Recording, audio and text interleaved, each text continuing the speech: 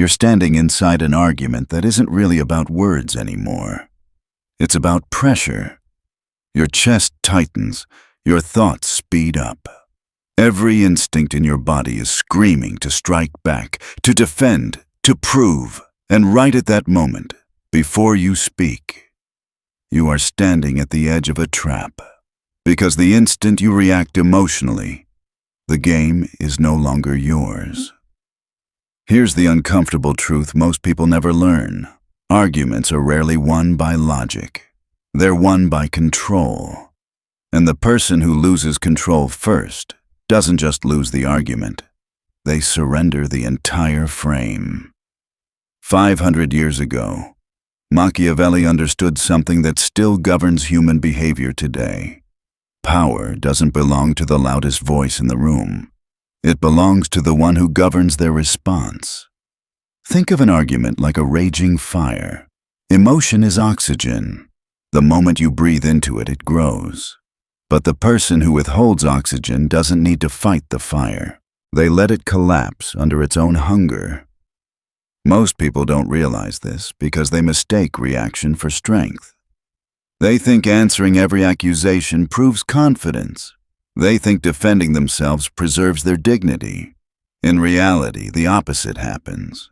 Every explanation hands the other person leverage. Every emotional response confirms that they can reach inside you and pull a string. This is why arguments linger in your mind long after they're over. You replay them not because you lacked good points, but because you allowed someone else to dictate the terrain. You stepped onto their battlefield, fought by their rules, and paid the price afterward in rumination and regret. Machiavelli didn't waste time convincing fools. He didn't argue with people who had already decided who he was. And he never gave emotional ammunition to enemies who were waiting for him to crack. Instead, he relied on something far more dangerous than aggression, restraint, strategic silence, precision. Most people believe winning an argument means dominating the exchange, having the last word, delivering the sharpest line, landing the final blow. That's theater. Real power is quieter. Real power is walking away intact while the other person looks exposed. Like a swordsman who never draws his blade because his presence alone makes combat unnecessary. This isn't about being nice. It's about becoming unmovable. In the next few moments, you're going to begin learning how arguments actually end. Not through force, not through persuasion, but through psychological positioning. This isn't moral philosophy. It's strategy. It's discipline. It's the difference between being reactive and being untouchable. The first principle is what I call the benevolent spotlight. When someone attacks you, their goal isn't truth. It's dominance. They want you explaining, defending, justifying. Because the moment you do, you accept their premise that you're the one on trial. That's the trap. The benevolent spotlight flips the entire structure without confrontation. Instead of answering the accusation, you redirect attention back to them, but you do it wrapped in calm concern. Not sarcasm, not dismissal, controlled curiosity. Imagine someone comes at you aggressively. You're selfish. You never think about anyone but yourself. The average response is instant defense, denial, counterattack. That's predictable, and predictability is weakness. The strategic response is different. You pause. You soften your tone, and you say, "It sounds like something's really bothering you. What's actually going on?" That single sentence does something devastating. You didn't deny the accusation. You didn't accept it either. You stepped out of the role they assigned you and placed them under the light instead. Psychologically, this is jarring. If they continue attacking, they look unreasonable. If they explain themselves, they abandon the aggressive frame entirely. Either way, the balance shifts. You're no longer the defendant. You're the observer. Think of it like stepping aside while someone swings at air. The force they meant for you collapses inward. Public accusations lose their power here. Someone tries to embarrass you. This is all about your ego. You respond calmly. I'm sensing a lot of frustration. Help me understand where that's coming from. You didn't argue. You didn't confess. You simply required them to justify their emotional charge. This is what Machiavelli meant when he implied that appearing virtuous often outweighs being virtuous.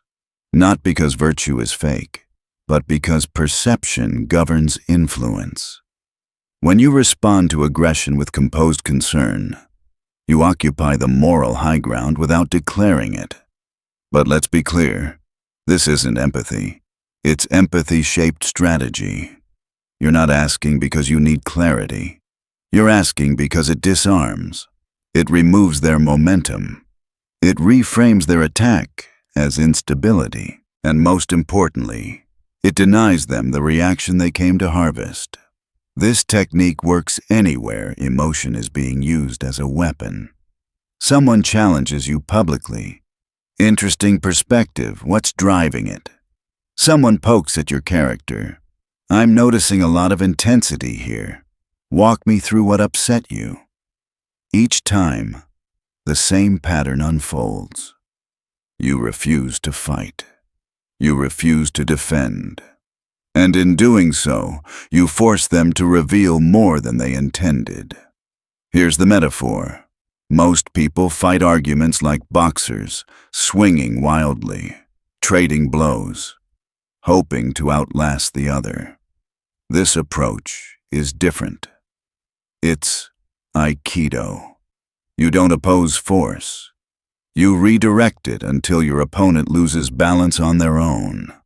This requires discipline. Your ego will resist it. Your pride will demand retaliation.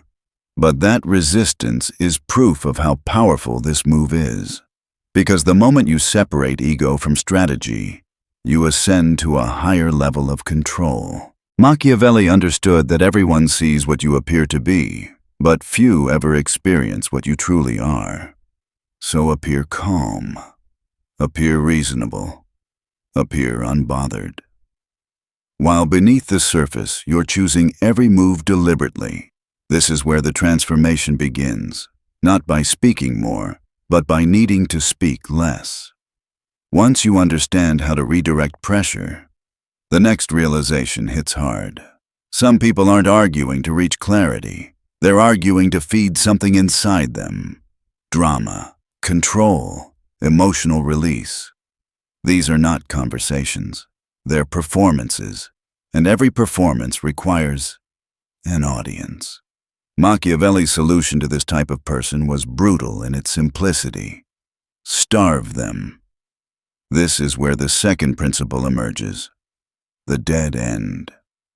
Arguments survive on momentum. Accusations stack. Emotions escalate. Words multiply. But momentum dies the moment it has nothing to push against. Most people can't tolerate that silence, which is why this works so well. The dead end is not silence in a dramatic sense. It's minimalism. Neutrality. Emotional flatness so complete that there's nowhere for the conflict to land. Someone unloads on you.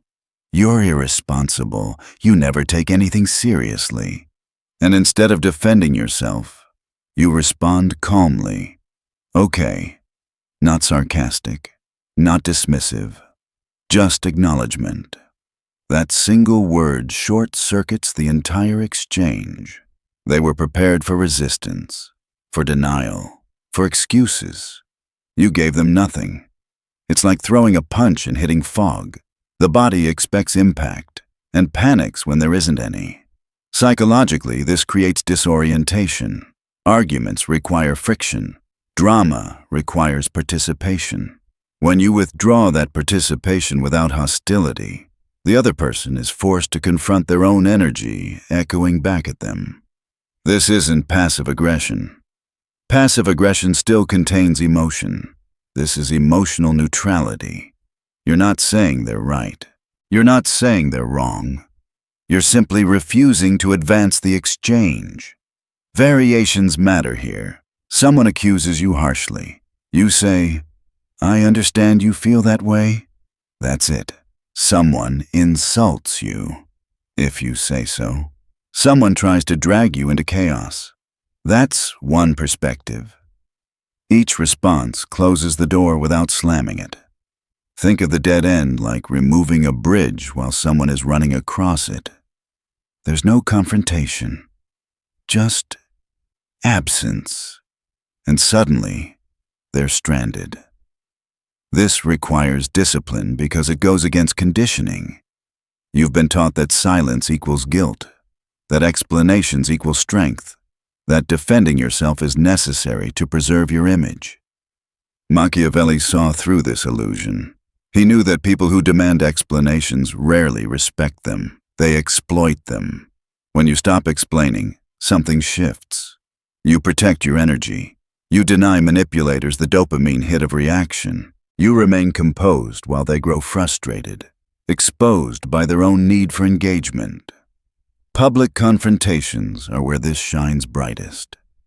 Someone challenges you in front of others, hoping to corner you into performance.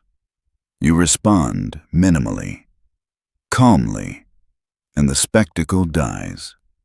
Observers don't remember what was said. They remember who stayed in control. Here's the metaphor. Imagine a storm raging against a mountain.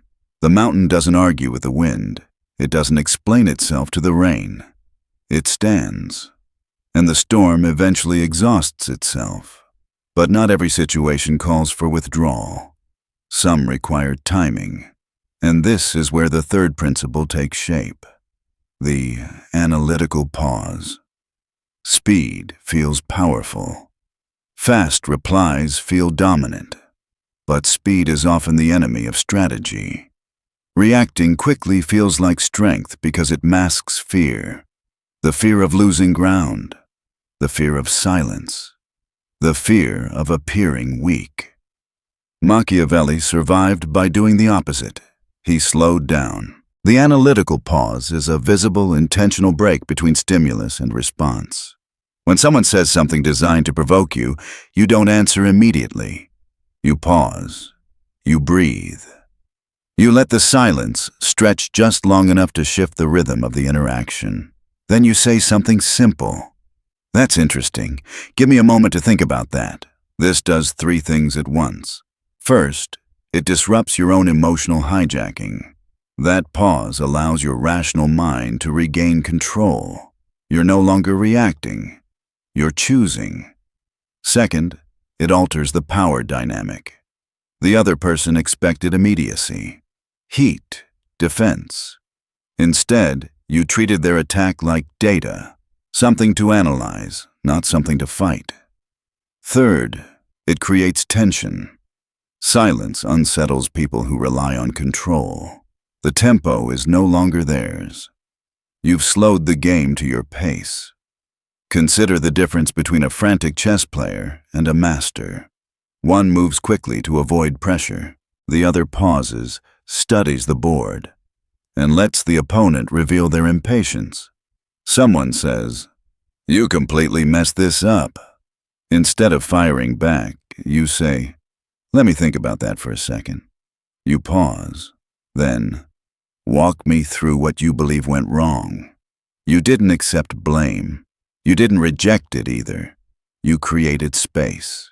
And in that space, you gained leverage. This pause is not empty time.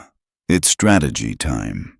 You're asking yourself, what do they want from this interaction? Attention, control, validation? Is engagement the reward they're seeking or indifference? Machiavelli understood that timing controls outcomes. Wars aren't won by striking first. They're won by striking precisely. The same applies here. The right response delivered too quickly loses its impact. Delivered after a pause, it lands with weight. People instinctively respect those who don't flinch. Those who can absorb pressure without immediate reaction signal depth, control, Authority. Here's the metaphor.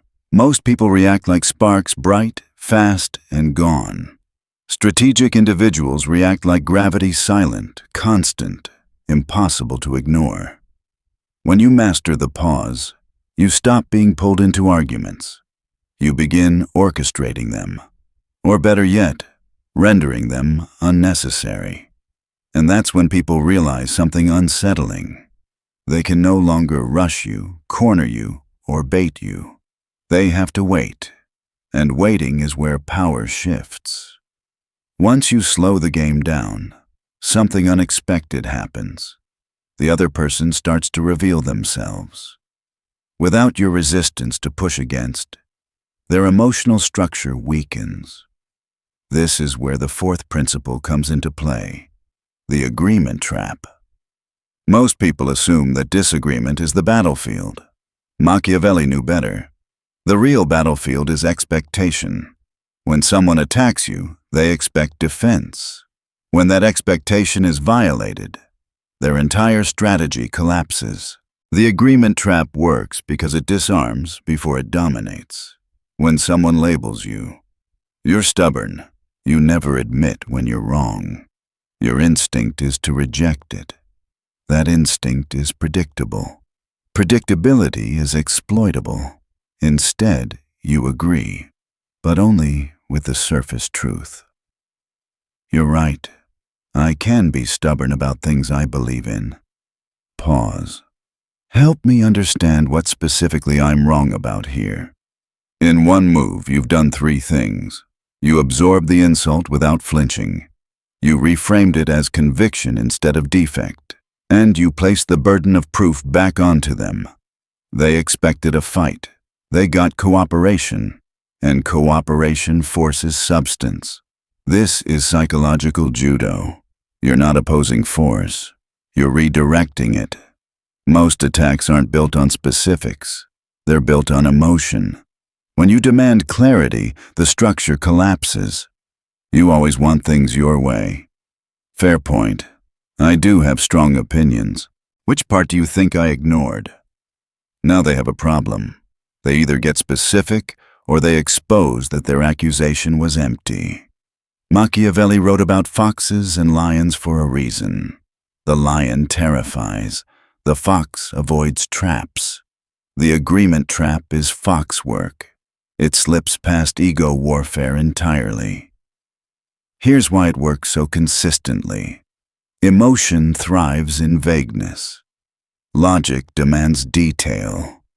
When you agree emotionally but require specificity, you drag the conversation out of emotional chaos and into analytical ground, where you control the rules. You never listen to anyone. You're right. I could always listen better. Tell me what I missed. You didn't accept never. You didn't deny the feeling. You reframed the exchange into something measurable, and most people can't operate there. This requires ego stability. Weak egos can't agree with anything negative. Strong ones don't need to protect themselves. They understand that accepting a fragment doesn't concede the whole. Think of it like letting someone take the outer wall while you quietly secure the inner keep. They think they've breached you until they realize they're standing in an empty courtyard. Arguments collapse when resistance disappears. And when resistance disappears, the next layer becomes visible. Motive. This is where the fifth principle activates. The intent reveal. Most arguments aren't about what they appear to be about. They're masks, cover stories. The surface issue is rarely the real issue. Machiavelli understood that stated reasons are often decoys. Power comes from seeing through them. The intent reveal bypasses the accusation and names the emotional engine driving it. Someone says, "Why do you always act like you know everything?" The surface invites defense. The deeper layer is insecurity. Instead of answering the accusation, you say calmly, "It sounds like you're feeling like your perspective isn't being valued. Is that what's really going on?" You didn't attack. You didn't accuse. You observed. This is surgical, and when it lands, it ends the performance. Either they recognize themselves, and the conversation shifts into something real, or they double down and expose that they were never seeking understanding. Either outcome favors you. You think you're better than everyone else. This feels like it's coming from something deeper. What's actually bothering you? You've changed. It sounds like my growth is making you uncomfortable. In each case, you ignored the decoy and addressed the engine. Machiavelli spent his life studying masks, how people wear virtue, outrage, morality to hide hunger for control. When you name the subtext without malice, you remove their leverage. You expose the machinery without touching it. Here's the metaphor. Most people argue about shadows on the wall. You turn around and point at the fire, casting them. This requires emotional intelligence. You must read the room accurately. Guess wrong and you escalate. Guess right, and the argument evaporates. Because people can't maintain surface conflict once the underlying motive is exposed. Projection collapses under observation. You're no longer fighting their words. You're speaking to their psychology. And that is unsettling. The intent reveal communicates something quietly terrifying. You see them, not what they're saying, but why they're saying it. And once someone knows they've been seen, they lose the ability to manipulate. This is where arguments stop being noisy and start becoming brief. But there is one final move. The one that doesn't just end arguments, but alters relationships. It's the sixth principle, and it's the most misunderstood. Disappointment, not anger, not rage. Disappointment. Anger tells someone they got to you. Disappointment tells them they fell below you. When someone continues to push, provoke, disrespect after you've shown restraint, you don't escalate. You withdraw regard. I'm genuinely disappointed that this is how you chose to handle this. I expected more. Then you disengage. This lands harder than insult ever could, because anger keeps someone on your level. Disappointment moves you above them. Think of disappointment as closing a door quietly instead of slamming it. The sound echoes longer. It signals standards, not demands, not threats. Standards. And standards don't argue. This is the difference between reacting like a pawn and repositioning like a king. You didn't fight. You didn't plead. You didn't explain. You observed. You judged. You moved on. And that, more than any clever line, is how power is remembered. Disappointment only works when it's real, not performed, not theatrical. Real disappointment comes from a quiet recalibration, the moment you recognize that someone has revealed who they are, and it's less than you thought. Machiavelli understood this deeply. He knew that respect isn't demanded. It's withdrawn. This is where most people fail. They say they're disappointed, but they keep engaging. They keep arguing. They keep explaining. That empties the statement of all power. Disappointment without consequence is just another form of noise. True disappointment is followed by distance. When you deliver it calmly and then reduce your investment, your attention, your warmth, your presence, you communicate something devastating. Their behavior changed how you see them, and that change is permanent unless proven otherwise. This is why it hits so hard.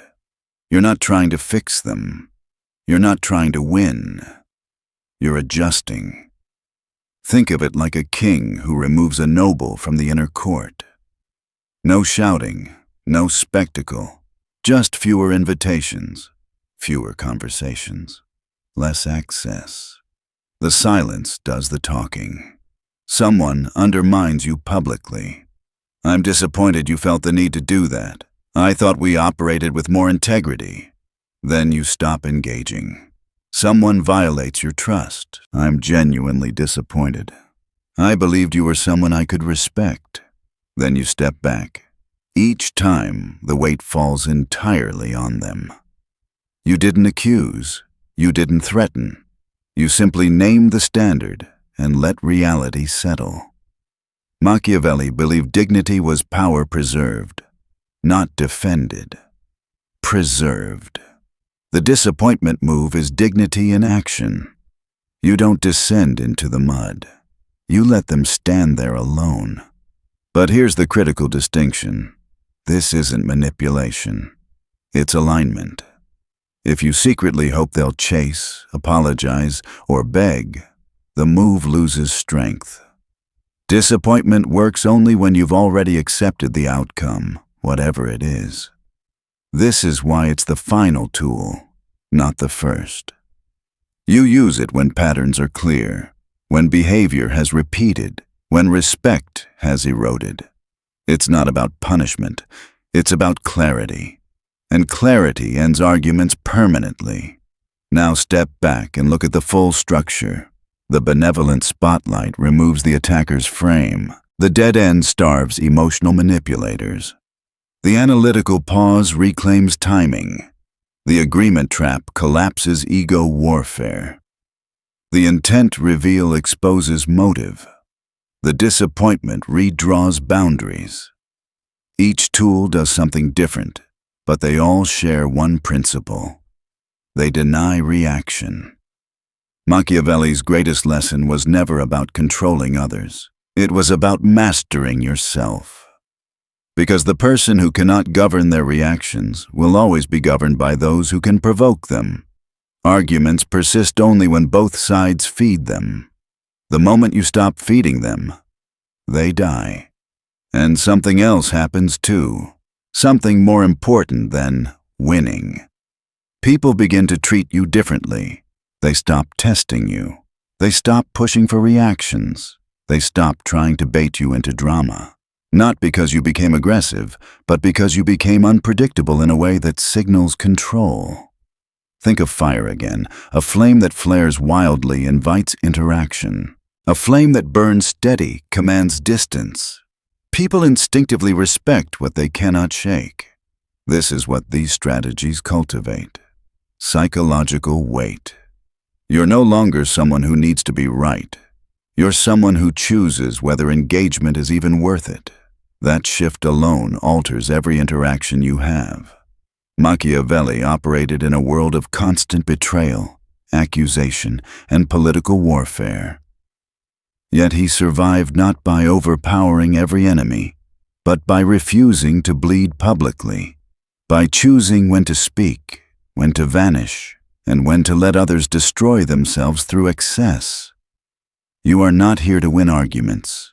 You are here to win energy, time, reputation, and inner command. The person who argues constantly is still fighting for position. The person who doesn't is already positioned. This is the awakening most people never reach.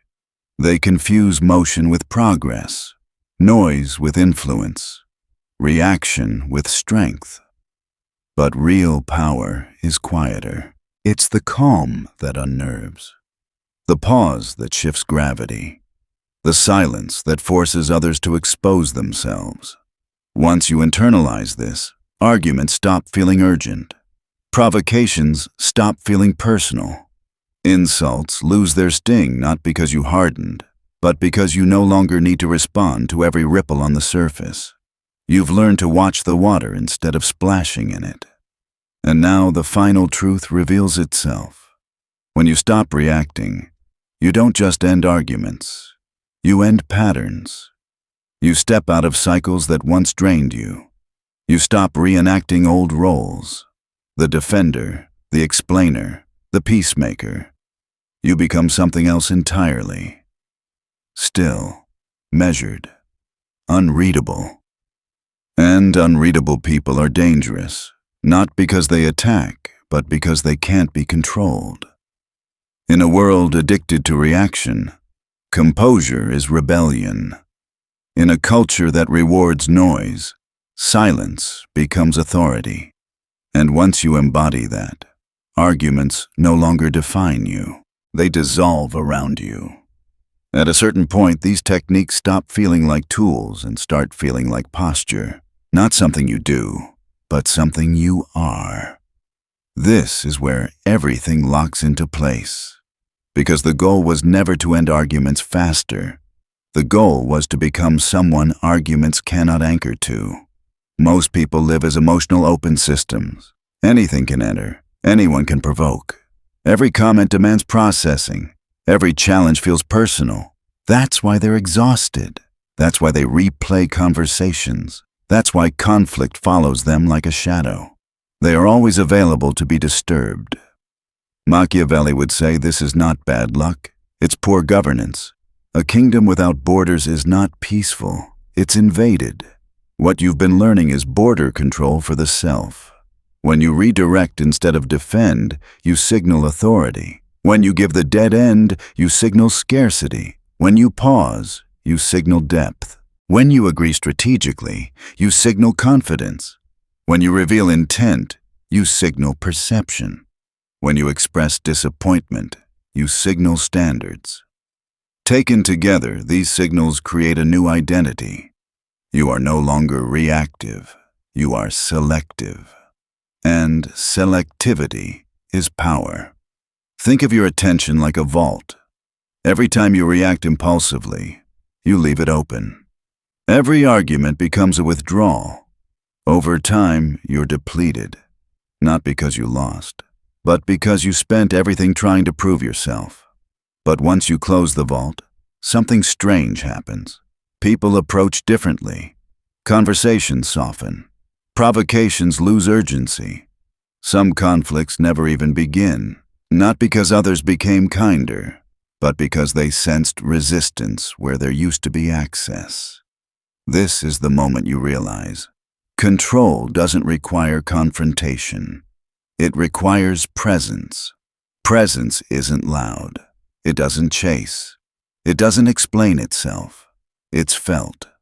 Like gravity. You don't argue with gravity. You adjust to it. Most people think power is built by asserting dominance. Machiavelli knew it was built by managing perception and conserving force. The person who reacts to everything appears busy, but the person who responds selectively appears important. Importance changes behavior around you. You're no longer the one others try to correct, educate, or provoke. You become the one they measure themselves against, not consciously, instinctively. Because humans are attuned to hierarchy, not announced hierarchy, but behavioral hierarchy. And behavior always reveals who is in control of themselves.